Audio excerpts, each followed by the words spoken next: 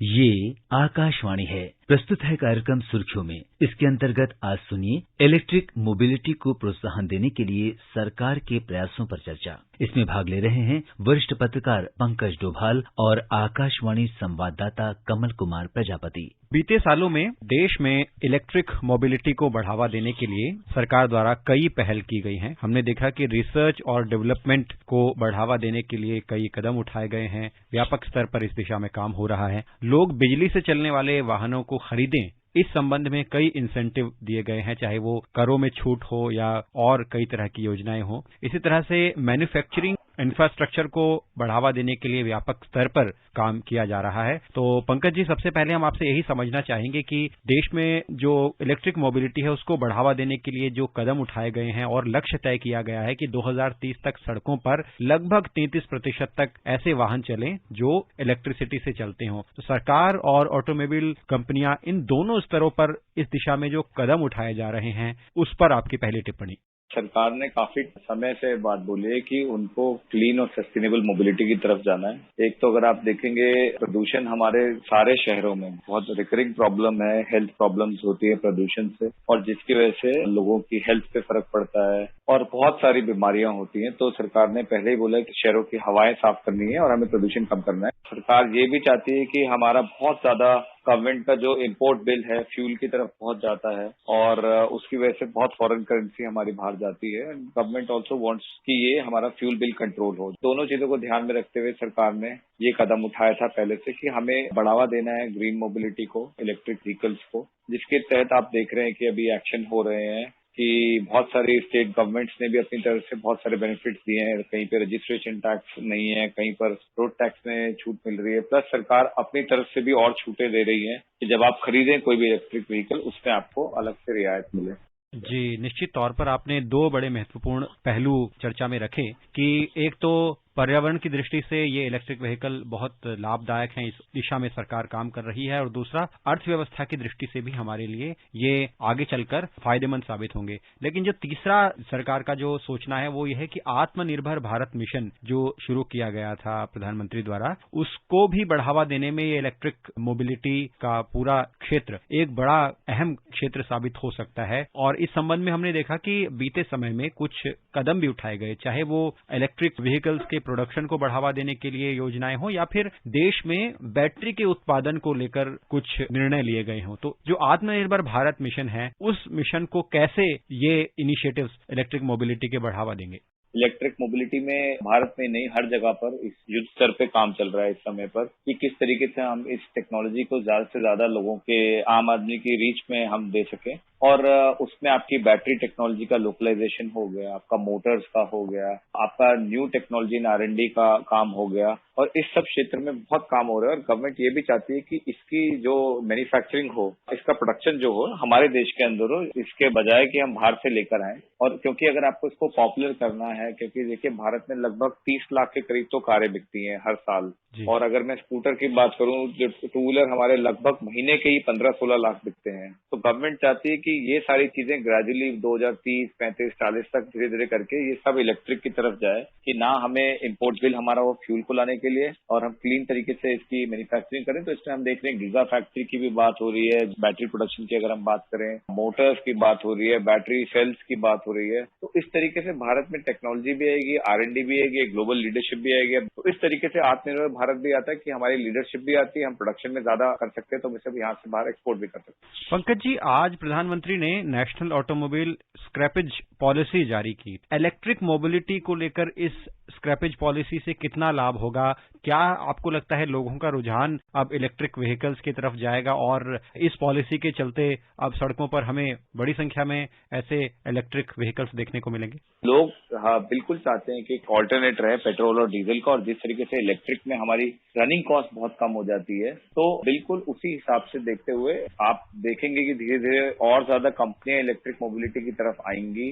और इनके दाम भी कम होंगे, जैसे जैसे बैटरी की एक्विजिशन कॉस्ट कम होती है तो और ज्यादा लोग इसकी तरफ बढ़ेंगे। कंपनियां भी देख रही हैं क्योंकि बैटरी की कॉस्ट में एक इम्पेडिमेंट पड़ता है इलेक्ट्रिक व्हीकल की कॉस्ट में, तो कंपनियां अलग अलग मोड्स पे काम कर रही है, मॉडल्स पे काम कर रही है। जैसे कि कई में आपको बैटरी खरीदनी नहीं होगी, आप बैटरी लीज कर सकते हैं। और ये होता है कि लोगों को डर रहता है कि भाई इलेक्ट्रिक कार चलाऊंगा तो जैसे कहते हैं रेंज एंग्जाइटी, कितनी दूर तक चलेगी और आगे जाके रुक भी सकती है अगर चार्ज ना कर पाऊं, चार्ज करने में 2-2.5 घंटे लगते हैं। तो बैटरी स्वैपिंग के मॉडल्स आ रहे हैं। आप गए, आपने अपनी बैटरी पुरानी निकाली जो लेस चार्ज है और आपने नई बैटरी ली जो कि चार्ज है, और आपने रिमाइंडर का पैसा दे दिया। तो बैटरी लीजिंग, बैटरी स्वैपिंग, ये सब चीजों की भी बात चल रही है। खास करके टू व्हीलर्स में ये बहुत ही बड़ा कदम होगा, क्योंकि अगर उनमें बैटरी का साइज छोटा होता है, वो इजीली निकाली जा सकती है, लगाई जा सकती है। तो बैटरी लीजिंग, बैटरी स्वैपिंग, इस टाइप के मॉडल्स की भी बात हो रही है। आपने देखा है किस तरीके से पब्लिक ट्रांसपोर्ट की फ्लीट को भी गवर्नमेंट चाहती है कि धीरे धीरे करके हम सीएनजी के बाद इसको हम इलेक्ट्रिक सप्लाईज की तरफ ले जाएं। उसमें चार्जिंग का इंफ्रास्ट्रक्चर इनफैक्ट थोड़ा इजी रहता है, क्योंकि जहां पे उनके डिपोज हैं, उनके स्टेशन हैं,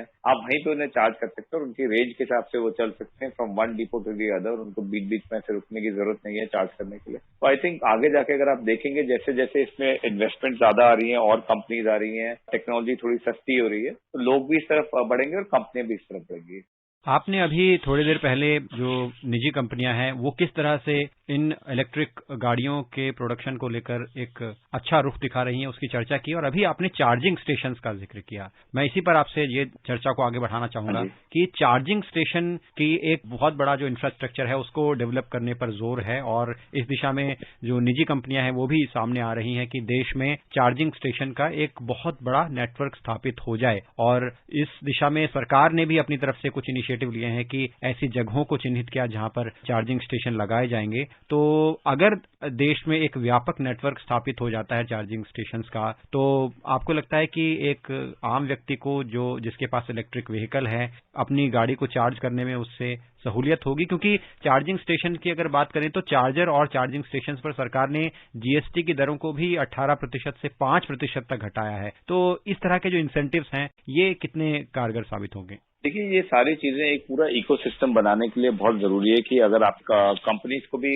आपको कंफर्ट देना है कि वो इसमें इन्वेस्टमेंट करे, और आम नागरिक को भी आपको एक कंफर्ट देना है कि भैया आप लेंगे तो ऐसा नहीं कि आप चार्जर ढूंढते रहेंगे या चार्जिंग की प्रॉब्लम्स हैं। तो गवर्नमेंट चाह रही है कि इस तरीके से पूरा एक इकोसिस्टम बने कि कुछ लोग आए जो कि चार्जिंग इंफ्रास्ट्रक्चर में लगाने आए, कुछ लोग आए जो कि बैटरीज बना रहे हैं, कुछ लोग हैं जो कि व्हीकल्स बना रहे हैं, जिससे कि जब कस्टमर इसको खरीदे तो उसको इतना कंफर्ट रहे कि हाँ भाई मैं इसे चार्ज कर सकता हूँ। जैसे कि कुछ जो पहले कदम उठाए गए हैं बहुत अच्छे उठाए गए हैं। सरकार ने दिखाया कि वो इसमें सीरियस भी है और it is walking the talk कि वो चाहती भी है ऐसा, और उसके लिए इंसेंटिव भी दे रही है। बट इसके अलावा अभी भी बहुत सारी चीजें जो कि जरूरत है, क्योंकि अधिकतर लोग अपने घरों के आगे अपने व्हीकल्स पार्क नहीं करते हैं। कारें तो बिल्कुल नहीं करते हैं, टू व्हीलर्स भी नहीं करते हैं। मल्टी स्टोरी बिल्डिंग्स में आप रह रहे हो तो आप कोई किसी का घर ऊपर है उसको नीचे लाना है, तो उसका जब वो चार्जिंग करेगा तो उसकी मीटरिंग कैसे होगी, उसके चार्जिंग जहां पर वो खड़ा करते हैं वहां तक की चार्जिंग का इंफ्रास्ट्रक्चर कैसे पहुंचेगा। तो इसके लिए हमें बहुत सारा सपोर्ट चाहिए स्टेट इलेक्ट्रिसिटी बोर्ड्स का भी, कि वो भी इस चीज की सहूलियत दें कि इन चीजों को ईजी बनाए लोगों के लिए। तो अभी उसमें बहुत सारा काम बाकी है, बट शुरुआत बहुत अच्छी है। पंकज जी, किसी भी जब इनिशिएटिव की शुरुआत होती है तो हम उसके लिए बाजार देखते हैं कि बाजार कितना तैयार है। तो इलेक्ट्रिक मोबिलिटी के मामले में आपको क्या लगता है कि हम बाजार की दृष्टि से कितने तैयार हैं, और आगे चलकर मांग को पूरा करने में लोगों की, और लोग इस ओर आकर्षित भी हों, इसके लिए बाजार को कैसे तैयार होना पड़ेगा?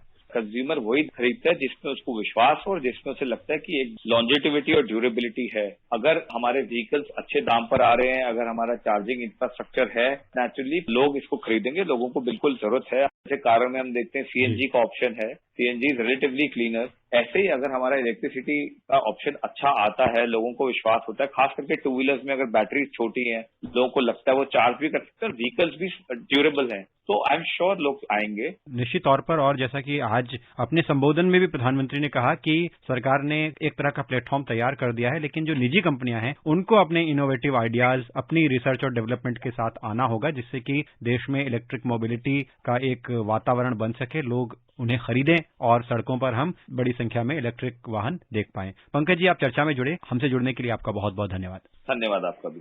अभी आप सुन रहे थे इलेक्ट्रिक मोबिलिटी को प्रोत्साहन देने के लिए सरकार के प्रयासों पर चर्चा। इसमें भाग ले रहे थे वरिष्ठ पत्रकार पंकज डोभाल और आकाशवाणी संवाददाता कमल कुमार प्रजापति। ये कार्यक्रम आकाशवाणी के समाचार सेवा प्रभाग द्वारा प्रस्तुत किया गया। इसे आप हमारे mobile app news on AIR और YouTube channel news on AIR official पर भी सुन सकते हैं। इस कार्यक्रम के संबंध में अपनी प्रतिक्रिया आप हमें ईमेल कर सकते हैं। पता है AIRNSDtalks@gmail.com। ये कार्यक्रम फिर से सुनने के लिए लॉग ऑन करें हमारी वेबसाइट newsonair.nic.in।